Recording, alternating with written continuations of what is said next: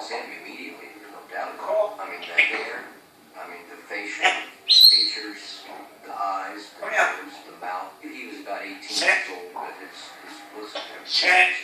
Ray is shocked at the story he's reading. No doubt the picture was him, but the story did not match. Well. Ginter, he's the kind of guy that you really invite over for dinner. About 20 minutes later, Gray gets a phone call. It's Brown. Gregory, it's Kenneth. Hi. Come on, then. Hey, good. How are you? He asked if Doris was home. At the time she wasn't. He wanted her to come to work. Told him I saw a picture of him who looked just like him on America's Most Wanted. Oh, really? Huh. That is weird.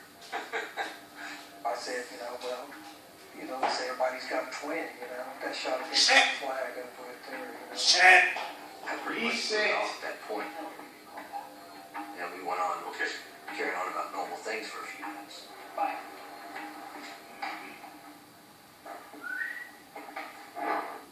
After work, Brown and Dunn look up the website.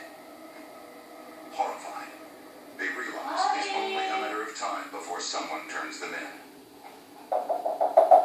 In addition, Donna's health is deteriorating. She's recently been diagnosed with congestive heart failure. She started worrying she was never going to get to see her family again.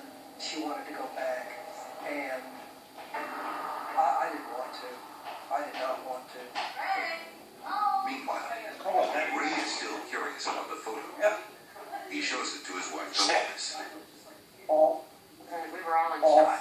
We couldn't believe that was him. That he could have done something like that. Gray wants a closer look at the identifying marks. The website indicates that Brown should have 2 tattoos on his arms.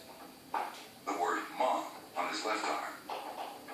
And his initials MB on his right arm. He tells Dolores to look for these tattoos the next day.